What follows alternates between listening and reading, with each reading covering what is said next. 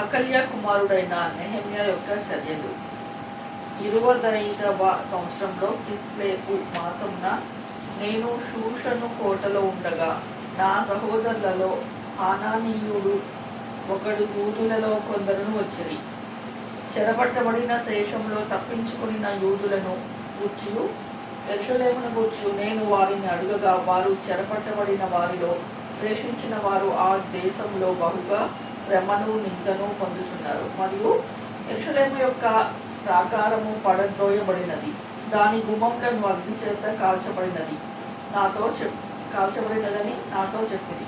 ఈ మాటలు వినినప్పుడు నేను కూర్చుండి ఏడ్చి కొన్ని దినములు దుఃఖంతో ఉపవాసం ఉండి ఆకాశమందరి దేవుని ఎదుట విజ్ఞాపన చేసితిని.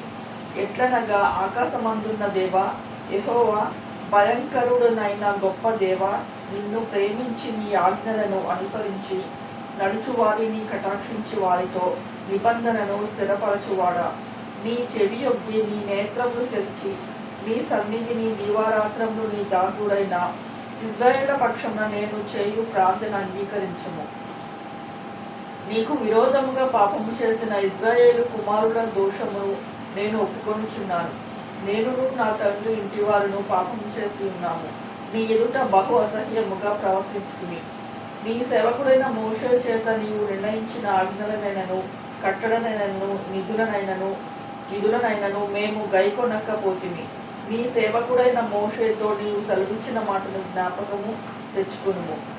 అదేదనగా, మీరు అపరాధము చేసిన యెడల జనులలోనికి మిమ్మును చెదరగొట్టుదును.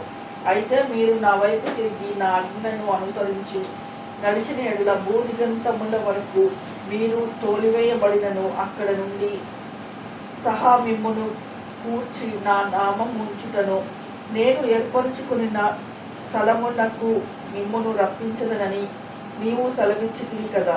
చిత్తగించుము. నీవు నీ మహాప్రభావమును చూపి నీ బాహుబలము చేత విడిపించిన నీ దాసులకు నీ జనులు వీరే.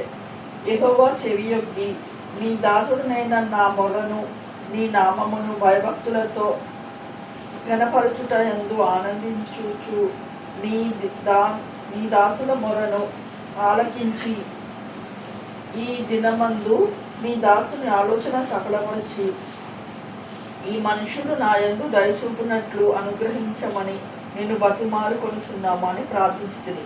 నేను రాజునకు గిన్నె అందించువాడనై ఉంటిని.